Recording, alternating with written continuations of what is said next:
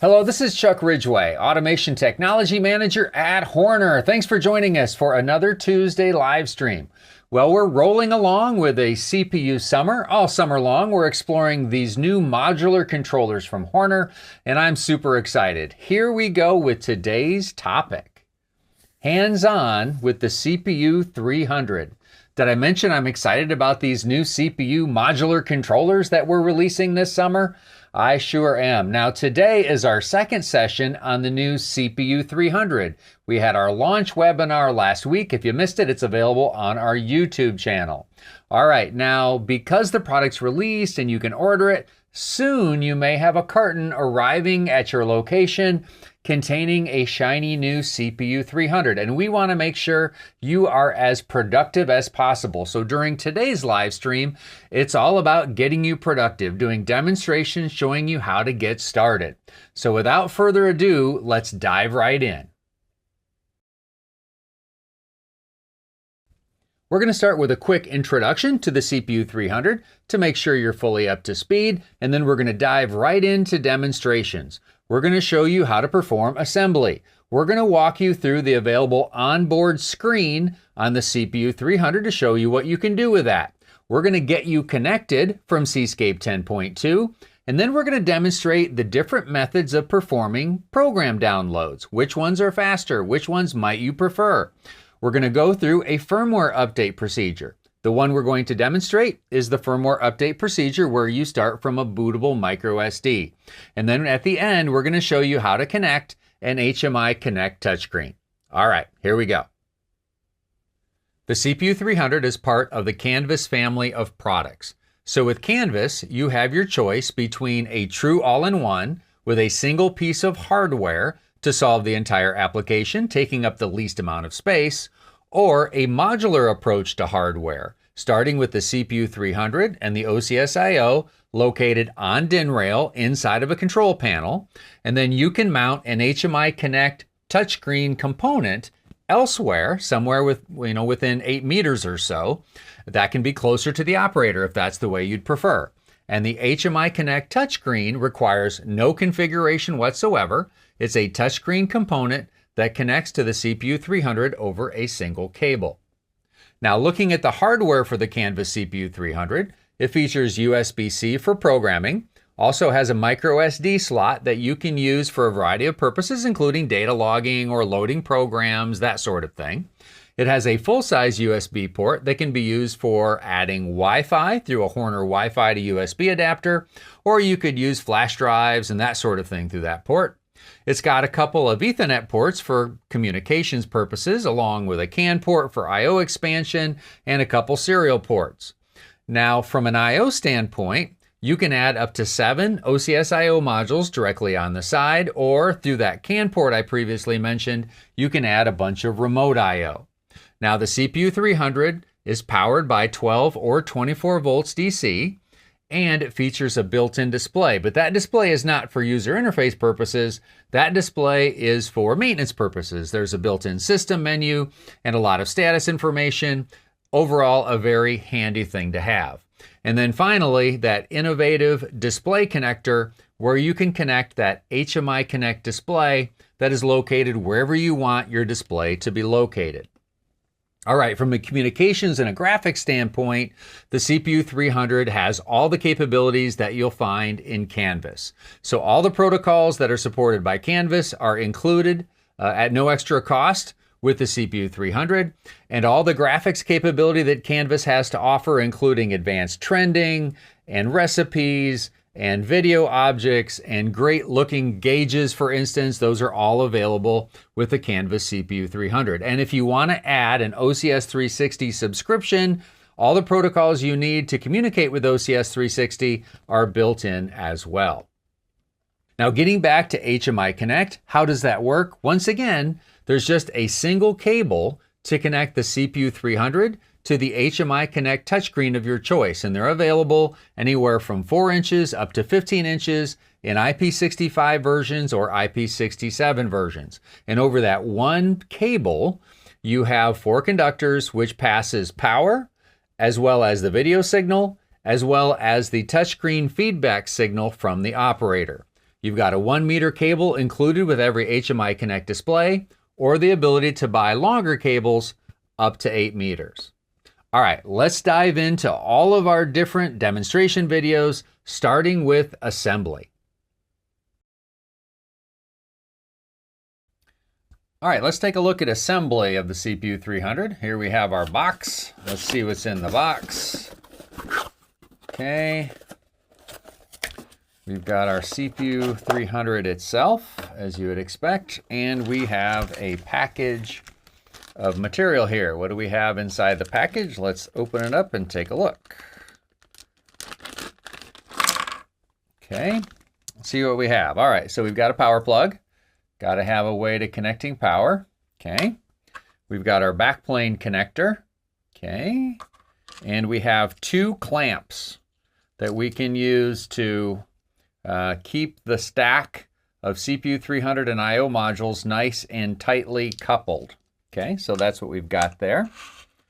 All right, we'll put those aside for now. All right, let's go ahead and assemble this to the rack. Okay, so I'm going to have 4 I/O modules. I've already got the I/O module backplane connectors, assembled together and then snapped on the rail. So I just need to add this additional one here to the rail. So I'll do that. Okay, and snap them together there. All right, now I can add the CPU300 to the rail. Nice and easy here. There we go. Just line it up. It rocks nice and easy down onto the rail, and then we can clip the clip. And now it's just a matter of, again, adding our I/O modules. We use the DIN rail as a fulcrum. Snap them down. Oh, got to move the connectors and the clamps out of the way. All right, and there we go. And then on these clamps, what we do here is basically we snap them on the rail first.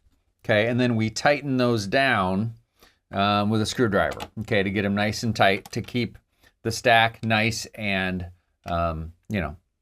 mechanically connected together so there's no issues. And of course, if we have other components on the side, we can have those there and then put the clamps outside of those components. Pretty typical stuff with DIN rail type components. Okay, and then of course we have our power connector here. And really, that's all there is to the mechanical assembly of the CPU300 and the associated OCS I/O. Now that everything is physically connected and powered up, we're going to show you the handy-dandy onboard screen and what functions it provides. So it'll show you the date and the time. It'll show you your CAN ID, your firmware level. It'll also show you your current IP address, so those are all very useful. And then you can enter a full system menu by pressing the Enter key, and it tells you that there on the screen. So we'll press the Enter key to pull into what appears to be a very familiar looking system menu structure. So this is the same exact system menu structure that you'll find on a Horner OCS product. So you should have no problems in navigating it. So you can use the arrow keys to navigate to the choice that you want. And then once you select the choice that you want, you can press the Enter key to enter into that particular menu area. So let's go check the IP address, maybe change the IP address by selecting LAN settings. Okay, and then we can navigate down here. And if we wanted to change the IP address, we could do that. Okay, and we could navigate, use the up and down arrows to increment and decrement the IP addresses and that sort of thing. Now, you may be asking, how do I back up? How do I, back up in the menu structure? Well, that's basically just a matter of pressing and holding the left arrow long enough to back up. Okay, and as you press it, it'll back up a step. All right, so you just have to press it a little longer than normal. And then again, this is a very standard system menu. So let's take a look at advanced diagnostics. That's a little different than you find on some Horner controllers. The newer ones have it, of course. This is where you can see, what your temperatures are internally. And I will mention the CPU300 does have a real-time clock battery. It's a coin cell style battery just for the clock, not for anything else, just for the clock. And this will tell you approximately what your age is. And basically we've still got 7 years left on this coin cell here. Okay, so again, to back up, I press and hold long enough to back up. And these are all the standard things that you'll find on any OCS. So if we wanted to set the time and date, we could do that here. If we wanted to go take a look at removable media files, we could do that here. Now I don't have a removable media plugged in here, but I'll go ahead and enter that anyway. And you can see it pulls up a graphic screen telling us that the memory card's not present. So again, if we had a memory card here, we would see the files and have the ability to do things like load a new program, for instance, which can be a useful function to do, you know, from a memory card. All right, so that's really all there is to it, to the built-in display in the CPU300. Now let's establish a connection with the CPU300. I fired up Cscape 10.2, and I'll verify that we've got a new enough version here by going to the Help menu and selecting About. Version 10.2 or later is what you need. I'll go back to the home area here. We need to start with a new program. So I'm going to select, in my case, Advanced Ladder with Variable-Based Addressing. Okay, so I have a new blank program here. Just for grins, let's go into the hardware configuration and see that, okay, the default controller of an XL4 Prime has been selected here. Okay, so not only are we not connected, we also have the wrong controller selected. But let's establish a connection first. So let's go to the bench, and I'm first going to fire up, or connect, I should say, USB-C here in the upper left-hand corner. Let's make that connection first. Back to Cscape. We didn't automatically make a connection or anything, so we'll need to go to the connection wizard. And you can see our connection wizard has changed in version 10.2, if you haven't noticed that before. Okay, let's select USB and hit Next. You should have a COM port populated here in the pull-down list. And if so, you can hit Finish.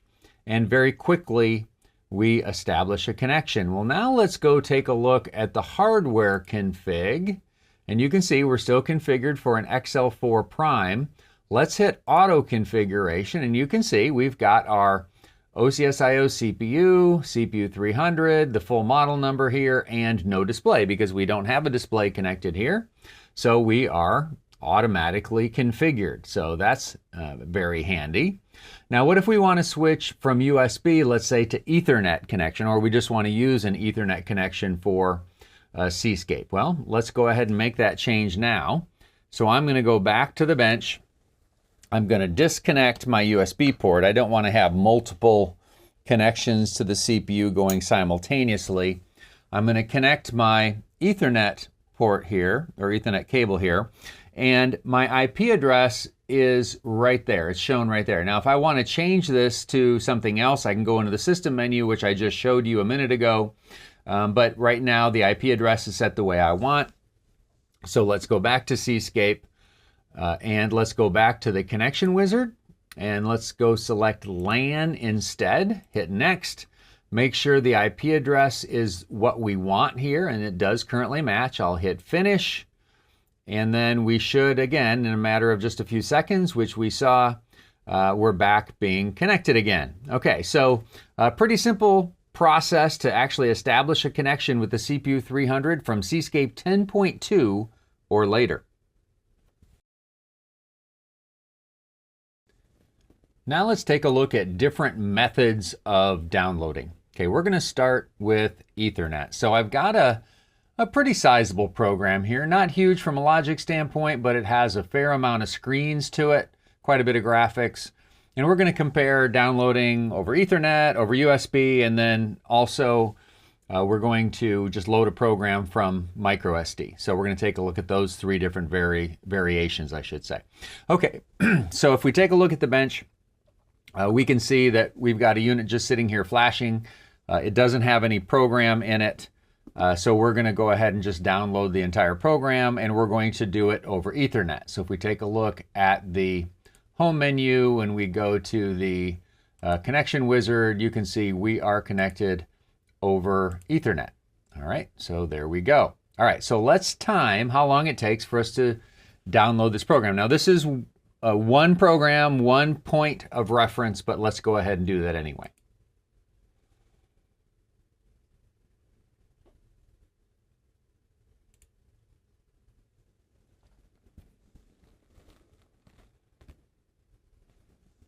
Okay, here's the standard warning that we get.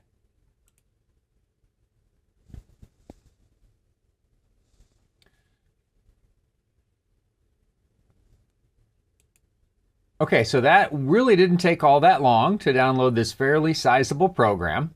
Next, we're going to compare it with USB. So what I'm going to do is I'm going to go ahead and clear the memory and then connect over USB. So I'll go to the Tools menu, go to the Clear Variables area. I'll go ahead and clear everything in the program. Okay. All right, so it's going to go ahead and do that.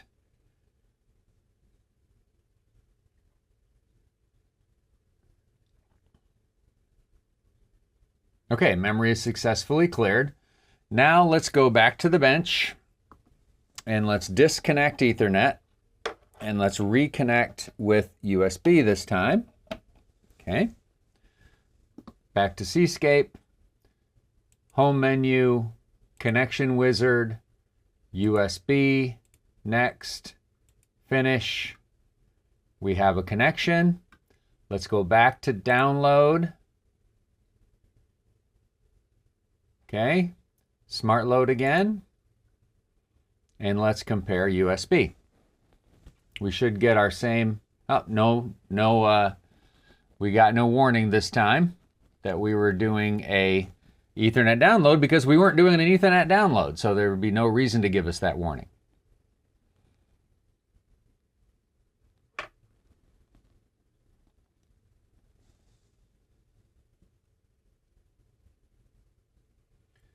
Okay, so it should be fairly obvious at this stage that the USB download, while not crazy long, took significantly longer than Ethernet. All right, so the last thing we're going to do is we're going to load the program from microSD. Just to remind you how you create a loadable program in Cscape, let's go to the menu up here and hit Export to PGM.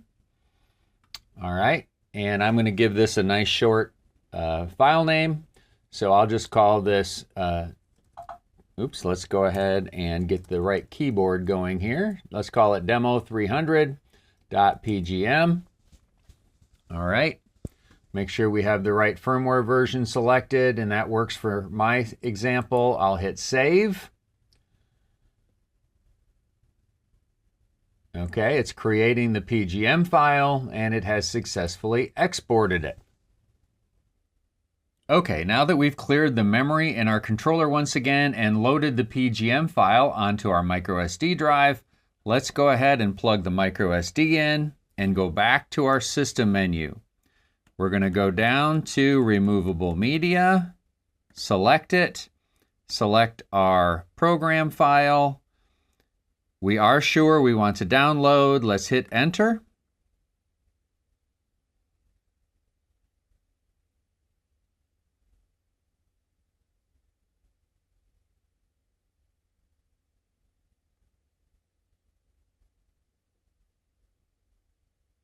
And before you know it, you're done. We can place the controller in run mode. So you can see that is a very speedy way to perform a download.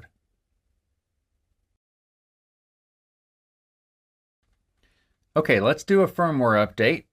My firmware files are loaded on my microSD memory card. I'll go ahead and plug those in now, or plug that in now.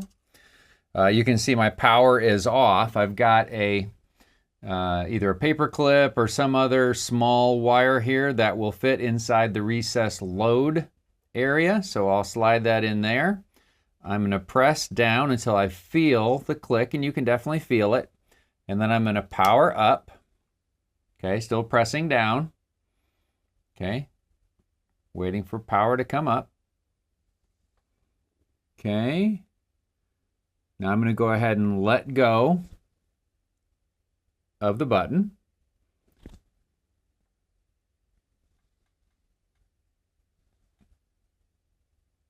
Okay, so you can see the message there. It's hard to read because it's very small, but it is performing the firmware upgrade.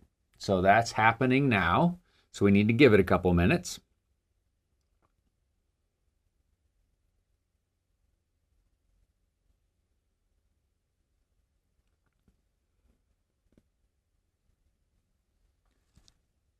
Okay, looks like we are done.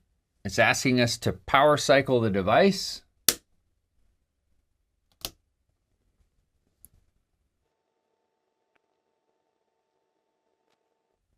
Okay, and the firmware update is complete. All right, now we're ready to connect our HMI Connect touchscreen, and it's very important that we do it while power is off. Okay, so we always connect or disconnect the HMI Connect touchscreen while power is off. Okay, so I'm holding in my hand here, I've got the connector for the HMI Connect cable. You can see the 4 conductors along with a locking tab. We're going to line that up with the locking tab off to the left here. And it really is a very simple procedure of lining everything up and pressing down solidly, and it snaps right in. Nice and simple. Once we're connected on both sides, including on the HMI Connect side, okay, then we're ready to power up. Okay, so we'll start the power on procedure. Really, things are going to look the same as they do without a screen from a power up standpoint. We'll still get our normal power up messages that'll start appearing here on the onboard screen. It's just that at some point, once we get our boot up graphics on the onboard screen, shortly after that, I don't know, 5 or 10 seconds after that, we'll start to see boot up graphics on the HMI Connect touchscreen. There we go. All right. And then it'll go through, kind of the boot up messaging. As you can see there, we had the boot up messaging as well. All right, and then we just go through a normal boot up procedure. Now, at this stage, we're loading the screens, which is exactly what you see with Canvas. So it's the same procedure you see with Canvas at boot up. And then we've now got our HMI Connect touchscreen. All right, and we can go ahead and operate it just like normal. It's slightly out of focus, primarily because it's closer to the camera than my CPU rack. Okay, so that's really all that's required for connecting your HMI Connect display. Now, when we disconnect the display, if we need to do that, we do that without power as well. And then my hint for you there would be use a small screwdriver and just carefully push in on the tab before you remove the cable. And another thing to note, once you've connected your cable, you really shouldn't need to be connecting and disconnecting the cable frequently. I mean, this sort of cable is a very high quality rugged cable, but it's only designed for a certain number of insertions and removals. So you shouldn't be taking it in and out on a very frequent basis. It's just not how that cable is rated. Okay, so that's the procedure for adding and removing a HMI Connect cable and HMI Connect touchscreen to the CPU300. That does it for our content for today. If you'd like to attend training yet this year, I suggest you get right on our website and sign up as soon as possible. We might have 1 slot left in basic and a few slots left in advanced, but not much, so don't wait. If you'd like to see some of these new products in action or maybe talk to some Horner folks about your application, you've got plenty of opportunities to visit us at trade shows throughout the United States in the last part of the year. So go see us in person and we'll talk to you about your application. Otherwise, if you'd rather interact online, you can do so on our website at hornerautomation.com, on our YouTube channel where you'll find hundreds of videos like this one, and on LinkedIn. Now next week, we pretty much wrap up the CPU summer with a full episode on all about HMI Connect. So we're going to spend plenty of time with good practical information for you all about these innovative touchscreen components. How do you install them, how to use them, all that sort of good information. You'll have that next week. If you haven't subscribed to our channel yet, don't hesitate to do so. It doesn't cost anything. And if you choose notifications when you subscribe, you'll be notified every time we go live or every time we post a new video. Okay, so until next week, get out there and enjoy what's left of your summer and do some good.